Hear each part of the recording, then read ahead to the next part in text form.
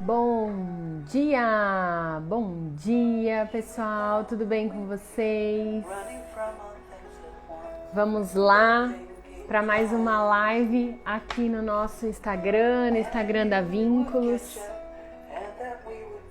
Paulo, Gerli, sejam bem-vindos, sempre por aqui. Senso Managing também entrou, não sei quem é, mas seja muito bem-vindo. Bom dia, Paulo. Tudo bem com vocês? Tudo bem por aí? Gerli também. Que delícia, que delícia. Gente, eu adoro de paixão esses momentos, é muito bom. Sempre muito bom estar aqui com vocês. Então sejam muito bem-vindos a Vínculos Psicologia Escolar. Para quem já está aqui há mais tempo, né, já sabe que podem se sentir em casa. Tudo bem sim, Paulo, graças a Deus, tudo bem por aqui também. E para quem está chegando agora, né, para quem está conhecendo a Vínculos agora, Vínculos é uma empresa de psicologia escolar que tem o objetivo ajudar mesmo os profissionais a estar se formando e atuando nessa área, uma atuação de prática mesmo, uma atuação de excelência, uma atuação que realmente busque essa promoção da transformação das instituições escolares, da saúde mental de toda a comunidade escolar, uma intervenção mesmo de qualidade, de excelência, de eficiência, para que a gente possa realmente construir um mundo melhor. Eu sempre disse isso aqui desde o começo, que a Vínculos ela é um projeto que nasceu do meu coração, porque eu acredito que é através da educação que a gente pode transformar o mundo. E eu acredito que a psicologia escolar tem esse foco, tem esse objetivo, tem realmente essa potência, né, essa força de transformar as instituições escolares num lugar melhor, né? E aí, consequentemente, transformar pessoas melhores, promover saúde e qualidade de vida para que a gente possa aí fazer diferença no mundo. Então vamos lá, aguardar mais uns minutinhos só para o pessoal entrar. Já tomaram um café hoje?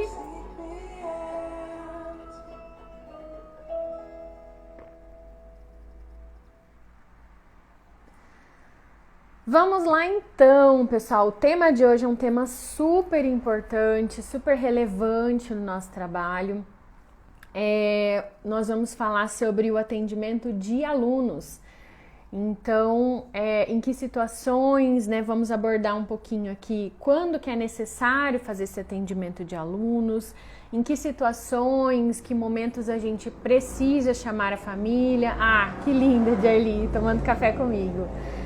Então, que situações que demandam esse atendimento com a família, que a gente precisa estar com a família também.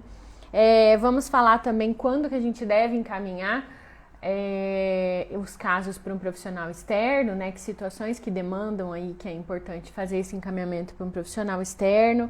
Quando que a gente não deve atender, né? Quando que a gente identifica ali que é uma demanda que não é para nós e que de fato a gente não deve atender e por que não deve atender.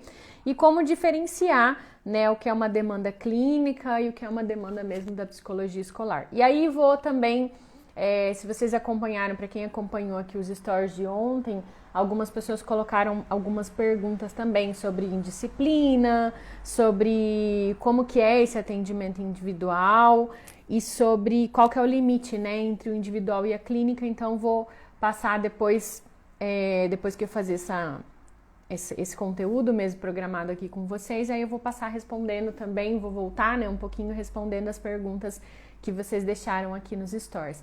Aliás, pessoal, para quem acompanha, participe sempre dos stories. Quanto mais vocês interagem comigo aqui, mais a Vínculos chega para mais pessoas, né? Então, sempre que vocês puderem responder as caixinhas ou responder as enquetes, né, ajuda muito a gente a ter um alcance maior aqui da Vínculos, tá certo? Então, vamos lá, né? Letícia, Cibele, Maria, que entraram aqui também. Deixa eu ver quem mais entrou. É isso, então vamos lá, pessoal, vamos iniciar então a nossa live aqui de hoje. Quando que é necessário fazer o atendimento com o aluno, né? E aqui eu gosto de pensar que esse atendimento, para a gente dar um passinho para trás, o atendimento dos alunos é dos carros-chefes da nossa intervenção dentro da escola. né? Então, muitas vezes a escola busca a gente justamente com demandas individuais, né? Com demandas de alunos específicos, de casos específicos. Até nessa semana na mentoria, uma das meninas me trouxe e falou assim, eles falaram para mim que tem alguns casos graves, né? Então a gente acaba sendo chamado para a escola para atender situações pontuais, né? Aí que eles entendem a necessidade. Então o atendimento de alunos é um dos carros-chefes do nosso trabalho, né? É o que a gente mais faz, assim, aí pensando no atendimento de aluno como um todo, tá? Não o atendimento individual do aluno, mas assim, atender cada caso no sentido de avaliação, de orientação, de encaminhamento, é um dos carros-chefes do nosso trabalho. E é isso que eu sempre bato aqui na tecla de que a gente precisa ter um protocolo, que a gente precisa ter uma estratégia de atendimento, a gente precisa saber que caso que é para nós, que caso que não é, como que encaminha.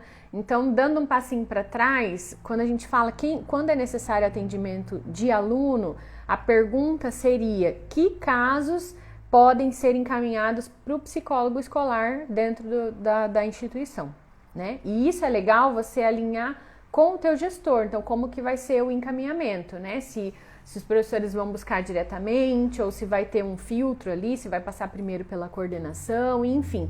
Mas esse formato de encaminhamento é importante definir com o gestor e aí entramos então no nosso tema. Quando que é necessário atendimento com os alunos, atendimento de cada caso? Então a gente tem basicamente 4 situações. Primeiro, quando o aluno apresenta uma dificuldade na aprendizagem. O que significa isso?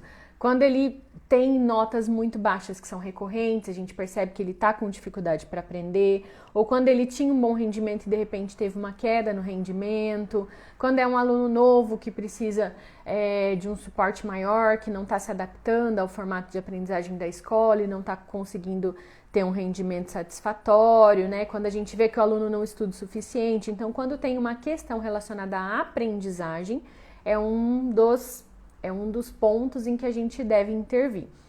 Segundo, quando tem uma demanda emocional que interfira na aprendizagem. Então, aquele aluno que está mais triste, que está mais abatido, aquele aluno que tem um quadro de ansiedade, por exemplo, que a gente já observa, aquele aluno que tem um afastamento por uma questão de saúde emocional e que daí precisa desse suporte, desse apoio da escola para adaptação no retorno dele.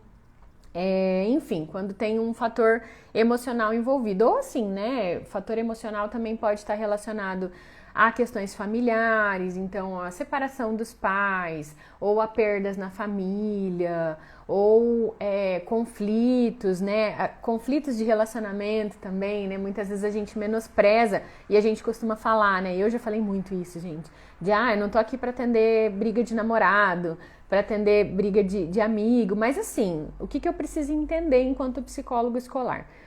Que a minha preocupação é a saúde mental e o foco na aprendizagem. Então, se esse aluno está triste por uma questão, mesmo que para os olhos dos outros seja banal, mas essa tristeza interfere na aprendizagem, interfere na atenção dele, eu preciso atender. É uma demanda para mim, porque é um emocional que está abalado e que está interferindo na aprendizagem. Quando a gente fala de adolescente, isso é muito recorrente, né? Os adolescentes, eles têm uma tendência é natural, nem digo que é tendência, mas é natural deles sofrer muito mais com qualquer coisa que acontece. Se a pessoa está em sofrimento, ela está liberando cortisol no sangue, ela está num estado de alerta e ela não está pronta para aprendizagem. Então, sim, né, independente de qual for o motivo, se o aluno está triste, eu preciso olhar para esse aluno com carinho, eu preciso oferecer um suporte, fazer um atendimento, um acolhimento com esse aluno, sim.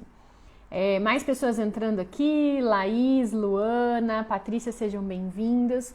E o Paulo colocou aqui, né, se não nos posicionamos, fica muito solto e tudo nos é encaminhado. Exatamente, Paulo, por que essa live é importante?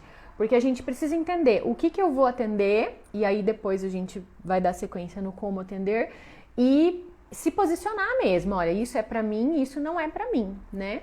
Mas as demandas emocionais, desde que quando elas interferem na aprendizagem, elas são pra nós, né?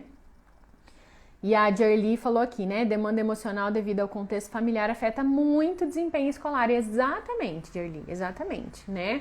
Isso a gente vê, existe toda uma cultura que a gente também, de certa forma, precisa Peraí, pessoal, que eu fiz alguma coisa aqui. Tá, voltei. Existe uma cultura também de que tudo é culpa da família e tal, não é esse o nosso objetivo, mas a gente precisa entender se esse aluno não tá bem, por uma questão familiar, também é uma demanda pra gente atender, sim, tá? Questões comportamentais, que daí eu acho que é o ponto mais polêmico aqui, né? A gente precisa também atender quando é uma questão recorrente de enfrentamento, de indisciplina, de comportamento inadequado em sala de aula, que é aquele ponto que todo mundo chama a gente para atender. Então, quando chega o psicólogo na escola, o que as pessoas realmente falam? Falam, olha, esse aluno aqui me interrompe o tempo todo, esse aluno não está se comportando, esse aluno aqui me enfrenta, esse aluno aqui está com dificuldade, não permanece na sala. Então, essas questões comportamentais, a gente precisa olhar para elas com cuidado, com carinho. Por quê? Porque uma questão comportamental, ela pode estar relacionada a um transtorno emocional ou pode estar relacionada a uma falha na aprendizagem, né? Então, não dá pra gente simplesmente falar, não, é comportamental, eu não vou atender. Não existe isso, tá? Então, a gente precisa sim atender, precisa olhar com atenção, precisa acolher também essas demandas. E outro ponto, gente, além do fato de que esse aluno pode estar com um transtorno emocional, quando eu tenho uma dificuldade comportamental, via de regra, eu tenho duas pessoas com dificuldade. Então, eu tenho esse aluno com dificuldade e eu tenho esse professor com a dificuldade de lidar com esse aluno. Então, aí sim já se enquadra no atendimento para nós. Nem que seja para observar e para dar dicas para o professor. Se você avalia que é o professor que não está sabendo como lidar, é teu papel também estar do lado desse professor, se colocar presente e mostrar para ele outras formas de lidar com esse aluno. Talvez o aluno, a indisciplina não seja para você, mas auxiliar esse professor a lidar com a indisciplina, aí sim, é 100% nosso, entende? Nós somos técnicos de saúde mental, nós somos profissionais da área de comportamento, então é nosso papel estar próximo do professor e dar dicas de como ele pode lidar com as situações de indisciplina. Tá fazendo sentido para vocês, pessoal? Até aqui. E o último ponto, né? Me digam aí se faz sentido, se vocês concordam com essas colocações. E o último ponto, eu disse que tinha 4 situações em que a gente precisava atender o aluno, né? O último tópico é as questões de risco e de crises. Então, eu defino como emergências. Então, quando a gente tem uma situação de risco a vida do adolescente, do aluno, né, que tem risco de automutilação, autolesão, né, usando o termo aí do DSM-5, de autolesão, de ideação suicida, de tentativa de suicídio, ou uma crise de ansiedade, ou um afastamento por questão psiquiátrica, ou assim, outras situações de crise, por exemplo, uma perda na família, né, que o aluno chega muito abalado, situações às vezes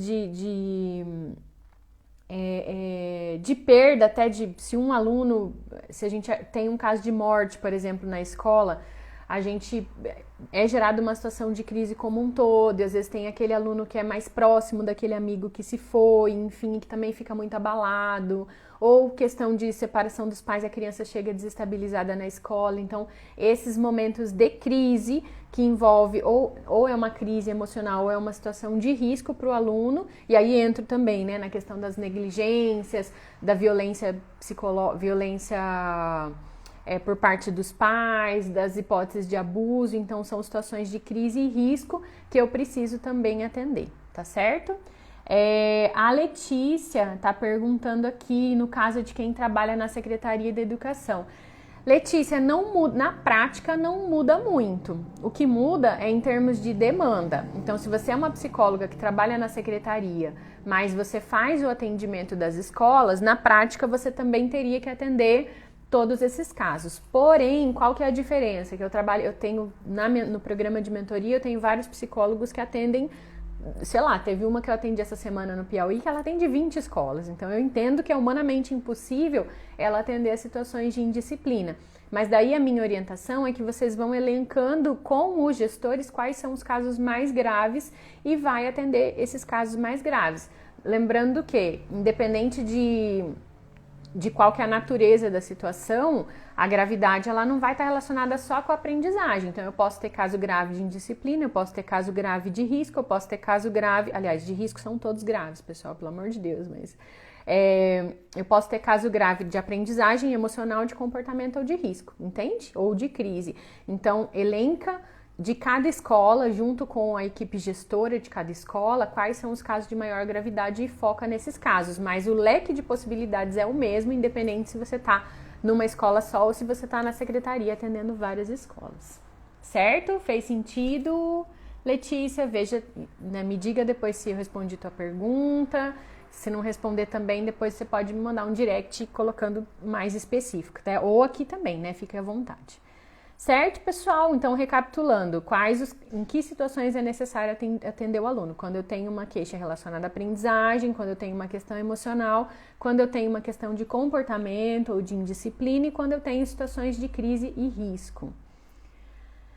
Gerli, quais dicas daria o professor sobre questão de indisciplina? Olha, é diferente, acho que dica em si é muito superficial e na prática os professores não gostam muito, né? Eles falam que não funciona, que você não tá lá para ver. A minha dica é muito mais para você do que para os professores. Então, assim, vai na sala de aula para conhecer o aluno. Observe esse aluno em atuação e no dia a dia com o aluno você vai pensar numa intervenção que funcione. Então, via de regra, né? Se a gente for pensar, eu não gosto muito de dar dica assim geral para indisciplina, porque a indisciplina pode ser 1 milhão de coisas. Mas via de regra, se a gente pegar uma criança que tem, por exemplo, um quadro opositor, com ou sem transtorno, ou uma criança que só é mais agitada ou só é sem limite, né? Que é o que a gente deduz que está por trás de uma indisciplina, a orientação para o professor é que ele se aproxime desse aluno, que ele traga esse aluno para sentar perto dele, que ele elogie o aluno com a maior frequência que ele conseguir para poder resgatar o vínculo com esse aluno, que ele coloque esse aluno como ajudante da turma, que ele proponha intervalos. Assim, eu percebi que o aluno está ficando muito agitado, peça para ele ir lá tomar uma água, peça para ele levar um documento até a sala da direção, nem que seja um bilhetinho que você mesmo pode fazer, combine estratégias, né? Ajude o professor a combinar estratégias com esse aluno para que possa promover pausas durante o dia para a gente interromper um pouco aquele comportamento agitado, indisciplinado, e esse professor tem que resgatar o vínculo com esse aluno. É por isso que a gente precisa estar perto. Porque quando o aluno é indisciplinado, o professor não aguenta mais olhar para a cara dele, o professor já pegou raiva, o professor sai de sala nervoso, pensando que ele vai chegar lá e vai encontrar com aquele aluno. Então, se você não estiver junto, se você não estiver do lado, se você não ajudar os dois a se vincularem, dificilmente você vai conseguir um resultado positivo. Percebe? Então, as dicas vão muito nesse sentido de fazer com que o aluno se aproxime, fazer com que o professor resgate o vínculo, e isso mesmo, resgate. Vínculo, gente, vínculo é a palavra mais linda que eu conheço. O vínculo é o que promove saúde mental, é através do vínculo que as mudanças acontecem, é por isso que a vínculo se chama vínculos, né? Porque eu amo essa palavra e eu acho que é o vínculo que salva o mundo, que transforma o mundo e as pessoas, né? Através do vínculo que a mágica acontece. Então é isso. As nossas dicas sempre tem que ser nesse sentido de resgate mesmo do vínculo desse aluno com esse professor.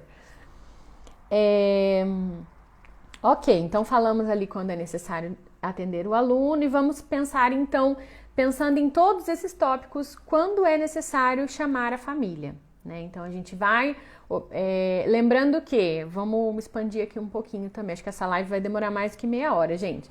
Então vamos expandir um pouquinho. Quando eu falo de atendimento dos alunos, não quer dizer que necessariamente você precisa chamar esse aluno para atendimento individual, certo? O atendimento do aluno, ele é um acolhimento com a família, é uma observação em sala, é uma orientação com o professor, é atendimento do caso, independente se você vai conversar com esse aluno individualmente ou não, e eu vou falar disso na sequência ali, né? Quando que a gente atende individual. Mas quando que eu avalio que preciso chamar a família?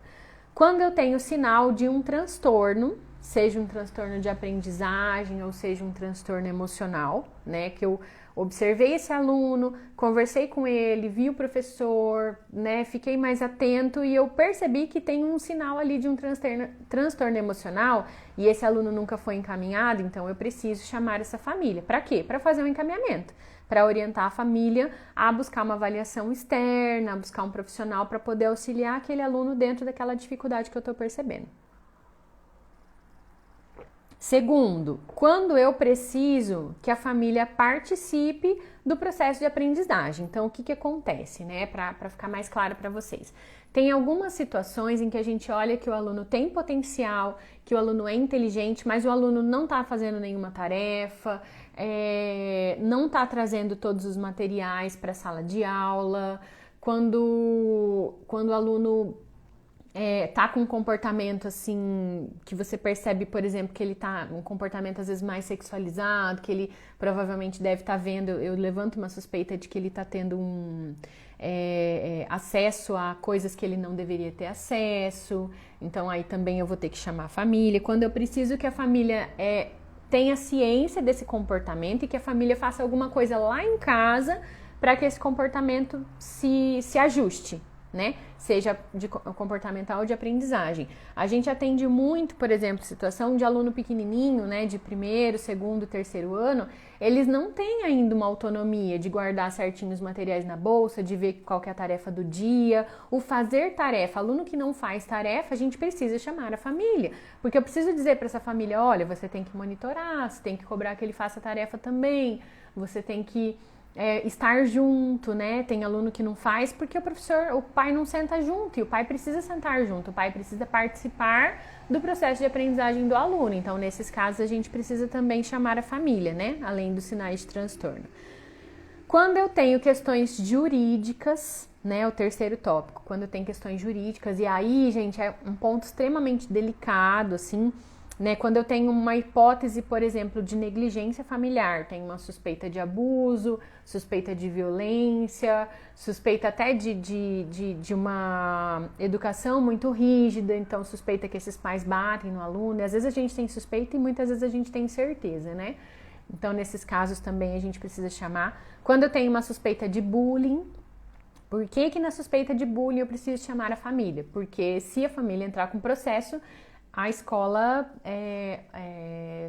perde com certeza, porque o bullying é uma responsabilidade da escola de estar atuando e de estar buscando estratégias. Mesmo que você faça todas as estratégias, se você não chamou a família, não explicou para eles, não mencionou ali tudo que a escola tá fazendo, na prática, quando a família for chamada, ela vai falar, a escola sabia e não fez nada. Então, a gente tem que ter registrado num atendimento com a família todas as orientações que você fez, o atendimento que você fez com o aluno, o atendimento que você fez com outro aluno que está sofrendo, ou, né, e assim, pessoal, é a família dos dois envolvidos. Aliás, o bullying é um tema que eu quero trazer para uma live também, porque é muito delicado e tem acontecido muito. Mas na situação de bullying, a gente precisa atender a família dos dois envolvidos, a família do aluno que é agressor e a família do aluno que é vítima. E deixar muito claro, em registro e assinado, para a família todas as estratégias que a escola vem fazendo. Se a gente não faz esse atendimento, na prática, perante o juiz, eles vão avaliar que a escola não fez nada, né? Então tem que fazer e tem que registrar. E quando existe risco, né? Então, de novo, são 4 situações. Então, quando tem sinal de transtorno, que eu preciso de uma avaliação externa, quando eu preciso que a família participe do processo, quando tem questões jurídicas, e aí eu abri aqui, né? Bullying, negligência. E o 4º tópico, quando tem uma situação de risco. Então, quando há risco à vida, a gente precisa necessariamente e imediatamente chamar essa família e pedir para que a família busque uma avaliação externa, às vezes uma avaliação imediata com um profissional de psiquiatria, às vezes até caso de internação, quando tem autolesão e ideação suicida ou tentativa de suicídio, essa criança, esse adolescente precisa sair da escola e ir direto para o pronto atendimento, porque a gente não sabe qual o risco que esse aluno corre e é o profissional lá de saúde mental da clínica que vai avaliar. Então, quando existe crise e risco à vida, a gente precisa também necessariamente chamar a família e muito mais rápido, né? Letícia trouxe uma questão aqui também. Em quais casos o psicólogo escolar vai atender um aluno laudado que já possui professor de apoio ou monitor? Em todos.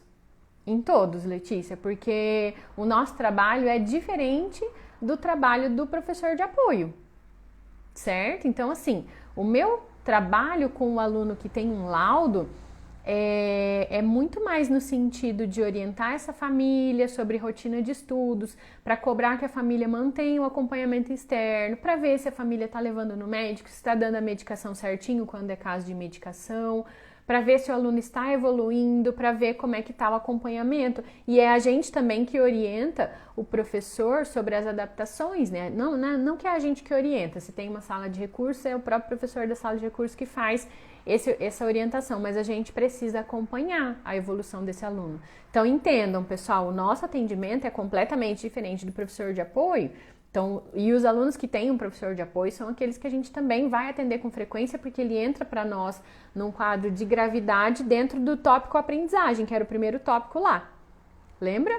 Então, todos os casos que o aluno tem laudo e que já tem professor de apoio, a gente vai acompanhar.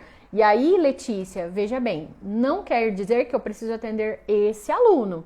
Se o aluno já está em sala, já tem um professor de apoio, eu vou atender essa família eventualmente, pode ser uma vez por ano, pode ser uma vez por semestre, mas eu preciso acompanhar esse caso de alguma forma, eu preciso estar atendendo esse caso de alguma forma.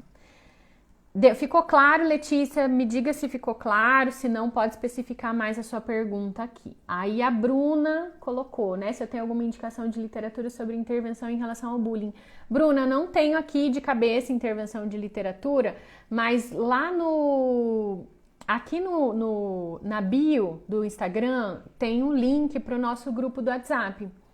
E lá no grupo do WhatsApp eu criei um drive, né? Eu criei um drive em que eu tô colocando todos os materiais que todo mundo manda lá. Então, para quem ainda não tá no grupo, vai lá no link da bio, entra lá, porque daí nesse drive eu sei que tem material de bullying. Eu não olhei todos os materiais que estão lá, tá? Vou deixar muito claro isso para vocês.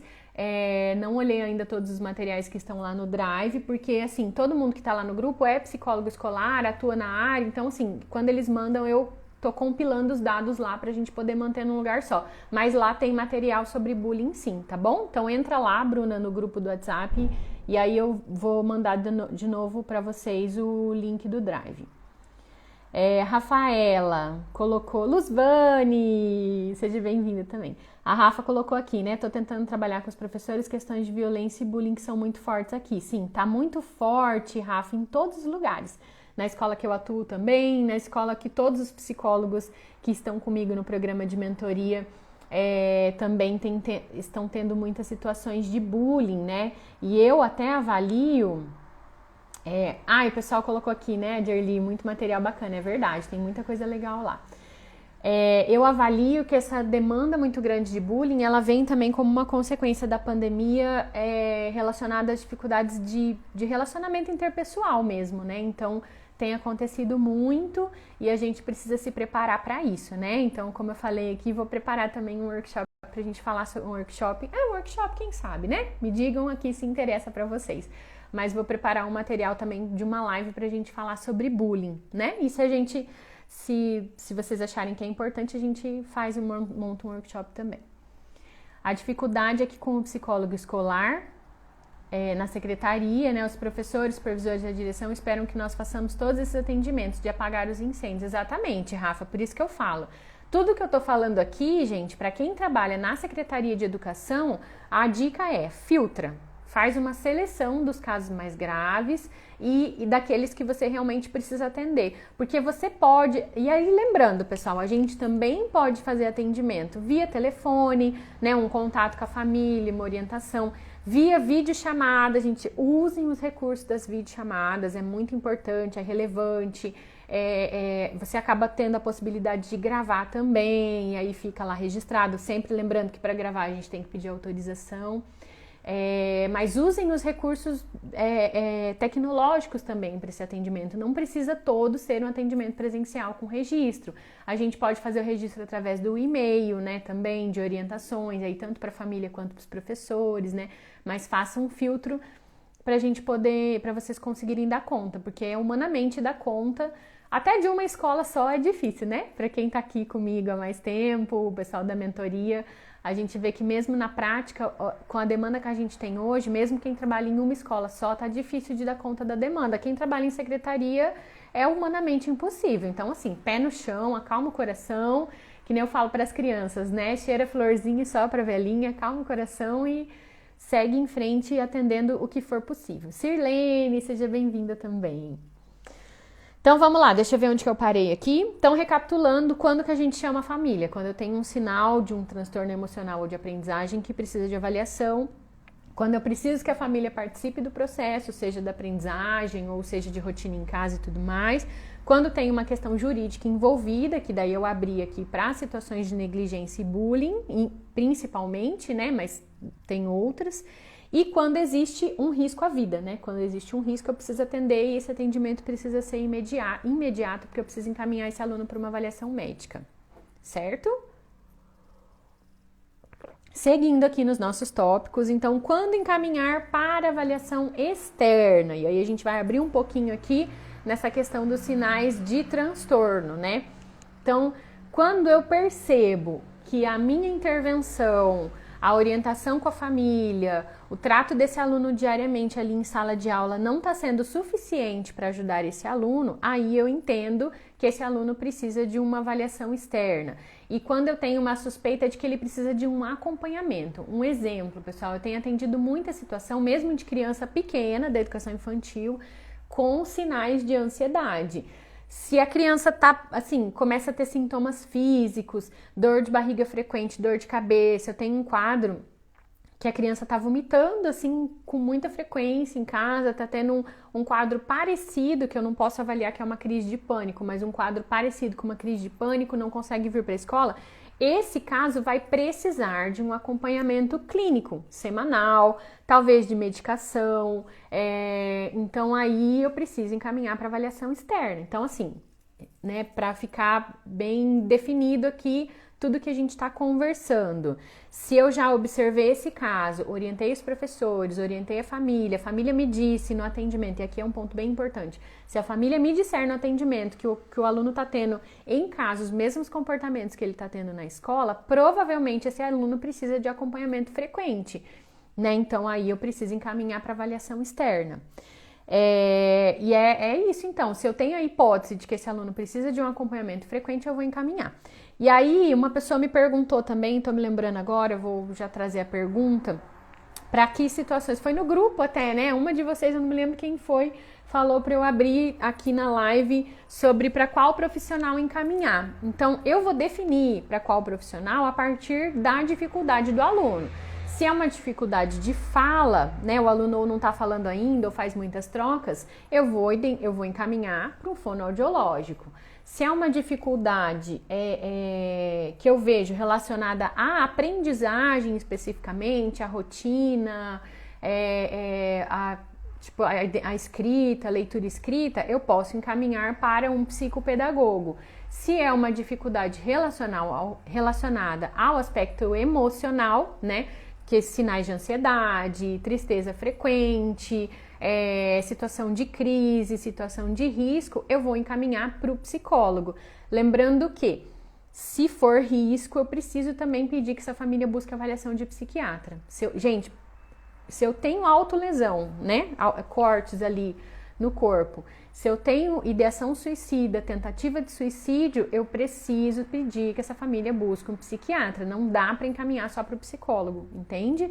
Mas o psicólogo também vai fazer parte desse rol de encaminhamentos, vamos dizer assim.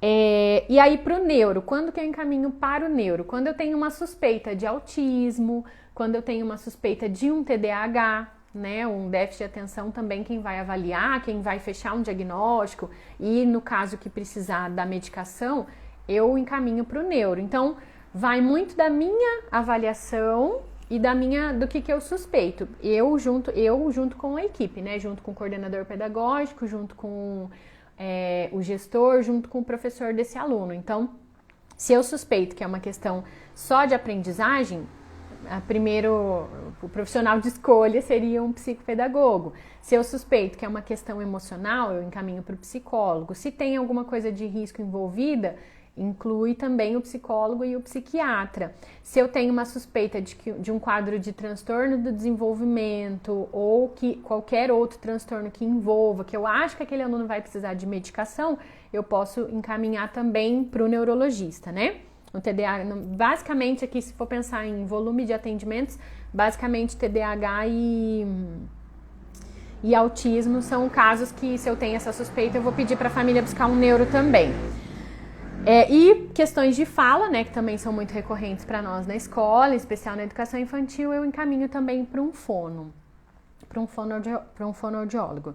E aí, pessoal, vou pedir assim também que vocês sejam muito empáticos com as famílias e cuidadosos nesse encaminhamento. Se a família é mais resistente e você desconfia de um transtorno de maior gravidade que vai precisar do profissional especialista médico, eu sempre sugiro que encaminhe para o pediatra primeiro, tá? Então, primeiro pede para a família buscar o pediatra, porque quando eu falo, busca uma avaliação do pediatra, porque daí o pediatra, ele é aquele profissional clínico que a família já conhece, a família já leva com frequência, então é mais tranquilo para uma mãe, e aí eu falo aqui enquanto mãe, né? É mais tranquilo para uma mãe receber uma dica assim, leva pro pediatra para dar uma avaliada, do que receber, leva teu filho para um psiquiatra. Então, percebe o peso? Imagina você ouvindo isso.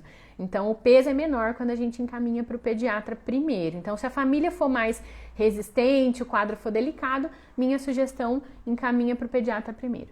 O Paulo colocou um comentário aqui, né? Importante fazer esses encaminhamentos e fazer os registros para os pais assinarem. Do contrário, podem dizer que fomos omissos e não alertamos. Exatamente, Paulo. Todo encaminhamento, todo atendimento que a gente faz precisa fazer um registro. Isso já tá, né? Já falamos aqui várias vezes. Quero falar mais sobre isso também, para a gente poder tá bem alinhado nesse ponto que a gente precisa ter registro, porque senão a família vai falar, não encaminhou não, eu não lembro, né? Na prática a família depois não vai lembrar se você só falar no corredor ou só comunicar de um jeito que não tá registrado. O pediatra é uma boa porta de entrada, exatamente, Paulo, como a gente já falou, né? E aí, vamos lá então, né? A pergunta que não quer calar. Quando que a gente não deve atender?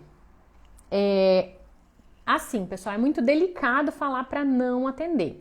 A minha orientação é muito mais no sentido de não atender individual, mas que a gente tem que dar uma olhada na demanda. Quando que eu acho que a gente não deve atender assim em hipótese nenhuma?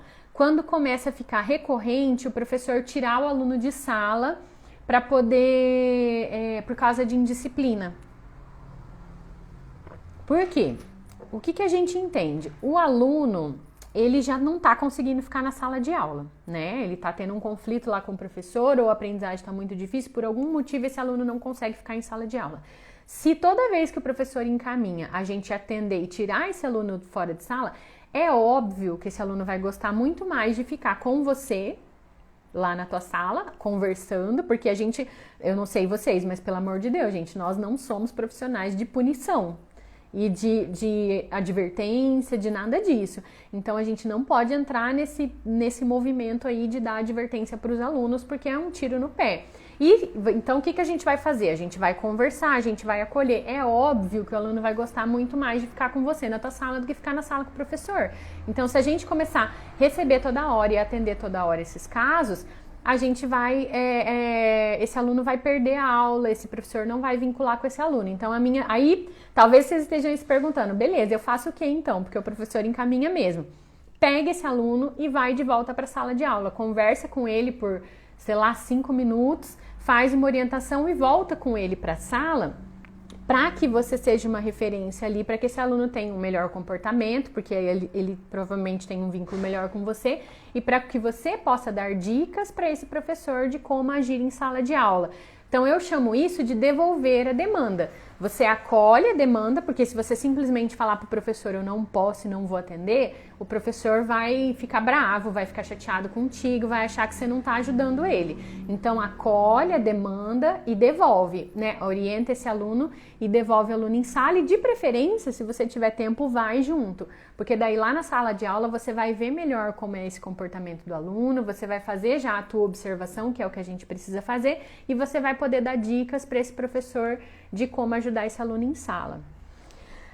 Outra situação que a gente não deve atender, quando é uma tristeza pontual, assim, né? Quando o aluno só tá mais triste. Tem muito, quando eu cheguei até na escola, e muitas escolas têm isso, dos professores chamarem o aluno e falar, eu tô vendo que ele tá meio triste hoje, você pode conversar com ele?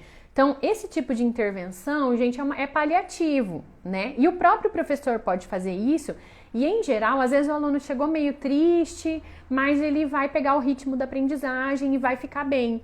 Então, nunca atenda logo de cara. Esses alunos que o professor fala, ele tá meio tristinho, converse com ele. Então, procure nessas situações, ao invés de você atender, você fala, professor, então eu vou lá na sala, eu vou observar e daí qualquer coisa eu chamo ele para conversar. Dá uma desviada dessa demanda nesse sentido. Então, não é que você vai não atender, mas você vai atender de um jeito diferente, através da observação desse aluno em sala, né, através de um acolhimento, ou então fala assim, pede para ele passar aqui na hora do intervalo, na minha sala. Então, a gente precisa evitar a todo custo os atendimentos em que o aluno sai da sala com frequência por motivos banais. A gente precisa entender, e os professores precisam entender, que a gente tá lá na escola com foco na aprendizagem. Então, se eu fico tirando esse aluno toda vez da sala, eu estou tirando a oportunidade dele de aprender. Então, deixem para tirar o aluno e atender individualmente quando houver uma situação de risco, quando houver uma situação de crise, quando realmente o caso exigir esse acolhimento individual. Fez sentido para vocês? E mesma questão quando envolve clínica, né? Quando os professores acabam falando, esse aqui você pode conversar com ele toda semana? Não, não posso. Fala, professor, não tem como, a demanda não é possível, mas pode ficar tranquilo, eu vou fazer uma orientação. Então, às vezes, atende, conversa uma vez, dá dicas para os professores e de vez em quando você só passa na sala. E aí, fulaninho, tá tudo bem com você? Tudo certo? Então, procure ir diminuindo, assim, esse número de atendimentos e tempo de atendimento, né? Para só um suporte, uma orientação, uma observação ali com esse aluno e dicas para o professor de como lidar com esse aluno de sala de aula. E sempre, gente, nesses casos, a nossa intervenção sempre deve fazer com que o professor se aproxime desse aluno, né? Para que o professor pergunte se o aluno está bem, que o professor traga esse aluno mais para perto dele, que o professor fortaleça o vínculo. O aluno não tem que ter vínculo com o psicólogo escolar, o aluno tem que ter vínculo com o professor. Se o aluno gostar de você e não gostar do professor, você está fazendo errado, entende? Então, tem que fazer, a gente precisa auxiliar o professor nesse vínculo com os alunos também. Como que a gente diferencia, e aí vamos começar a entrar nas perguntas aqui, né? Como que a gente diferencia uma demanda clínica de um atendimento escolar, né? De uma demanda realmente escolar? Então, as demandas clínicas são aqueles casos que você percebe que na tua avaliação aquele aluno precisa da frequência, né? Então, é diferente quanto à natureza do atendimento, porque o nosso atendimento na escolar, ele não é um atendimento de 50 minutos, ele é um acolhimento, ele não é um atendimento com foco na investigação do problema. Então, você não vai chegar para o aluno, para um adolescente e falar como que é a tua infância, como que foi tua infância, como que você... você não vai ficar fazendo essa investigação toda do histórico, de uma anamnese, por exemplo, quando você faz um atendimento escolar. Até outro dia uma das meninas me perguntou sobre entrevista com a família, sobre anamnese, modelo de anamnese. O que eu sugeri para ela? Que ela pode pegar qualquer modelo, mas que ela tem que fazer uma adaptação dessa entrevista. Então, a entrevista com as famílias que a gente faz na área escolar não é uma entrevista de anamnese, porque a gente não precisa perguntar tudo aquilo, a gente precisa fazer perguntas direcionadas para o foco do problema. Então, é uma investigação focada, direcionada daquela dificuldade que eu estou percebendo na escola. Tá? E a gente fala mais sobre isso daí quando a gente for falar de atendimento de famílias.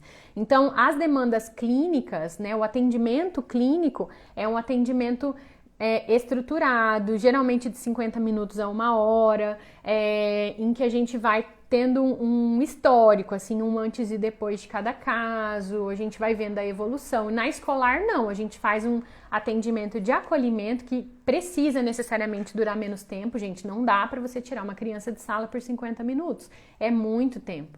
Então, ele precisa ser mais curto, precisa ser mais focado, precisa ser direcionado para aquilo que está acontecendo no momento, no aqui e agora, né? Então, isso é diferente. Então, quando eu percebo que tem uma demanda clínica, que esse aluno vai precisar de um acompanhamento semanal, frequente, que só essa minha orientação pontual não está resolvendo, aí eu vou encaminhar para o atendimento clínico, né? E deixar claro para a família que na escola a gente não consegue fazer isso. A gente não tem nem salas para isso na escola, né? Em geral, a escola é naturalmente um lugar barulhento, um lugar de bastante movimento, um lugar de fluxo grande de pessoas, e as pessoas precisam de nós. Você não pode entrar numa sala e ficar ali 50 minutos com a porta fechada, que ninguém pode interromper, né? Então, as pessoas precisam interromper e chamar a gente se houver uma situação de emergência e crise. Então, a escola não é ambiente para atendimento clínico. Aí outra pessoa perguntou, né, como que é esse atendimento individual na escolar, então, e dando sequência aqui. Então, o atendimento individual de alunos, ele vai acontecer especialmente quando houver uma situação de crise ou quando eu precisar saber um pouquinho mais e investigar alguma coisa específica com o aluno, sempre com foco na orientação que eu vou fazer para o professor e na orientação que eu vou fazer para essa família. Mas ele é um atendimento que ele é diferente do clínico pela natureza, pela frequência, pelo tempo, por tudo isso que eu já comentei aqui antes. E ele é sim um acolhimento, é sim um atendimento de orientação, mas ele é também uma intervenção quando eu ajudo esse aluno a sair de uma crise, por exemplo, e ele é também de mediação quando eu estou trabalhando com conflitos. Então, na mediação de conflitos entre as crianças, a gente pode atender, e eu gosto muito de fazer mediação de conflito, no sentido da criança entender o que ela está sentindo, entender o que no outro que me incomoda, aprender a pedir desculpas, aprender a buscar ajuda de um adulto quando ele não consegue resolver, ao invés de partir para agressão ou de outras medidas inadequadas. Então, a gente pode fazer acolhimento, pode fazer orientação, pode fazer intervenção, que é quando envolve uma situação de crise, e pode fazer também mediação de conflitos. Então, esses são as possibilidades ali e da natureza do atendimento individual no contexto escolar. E esse é o limite, então, né, gente? O limite do atendimento escolar e clínico, ele tá muito nessa natureza do atendimento, no foco do atendimento, que é sempre na escolar, é sempre focado, direcionado em que esse aluno fique bem para que ele possa aprender. Sempre, gente. Entendam, todo atendimento individual que você faz na escola tem o foco de que o aluno fique bem para poder aprender. Sempre. Via de regra, sempre é esse o nosso objetivo, né? Mesmo quando a gente lida com emocional, com risco, com crise, com conflito, negligência familiar. Então, a tua mente tem que estar sempre com isso. Eu preciso que esse aluno fique bem para que ele possa aprender. E aí o atendimento, o limite entre o escolar e a clínica, é que na clínica é quando a gente identifica que esse aluno precisa de tratamento, né? Então, se a minha orientação não é suficiente, se o acolhimento não é suficiente, se a intervenção da crise, a mediação não é suficiente, aí eu faço um encaminhamento para que esse aluno vá para um tratamento. Aí lembrei agora de um exemplo também que talvez ajude a entender um pouquinho, quando a gente fala de mediação, nas situações de indisciplina, mediação de conflito, que eu identifico como que eu trabalho com as famílias para dizer, olha, teu filho teve problema, brigou com o amigo, tudo, mas ele precisa de acompanhamento externo. Quando eu vejo que o aluno está sofrendo muito. E quando eu falo, ó, teu filho está sofrendo, as famílias têm uma tendência a dar um passo para trás e ouvir melhor, né? Então eu sempre falo, olha, a gente resolveu, os conflitos são normais na escola, isso faz parte da nossa rotina já e tá tudo bem, a gente vai continuar fazendo isso. Só que o teu filho está em sofrimento.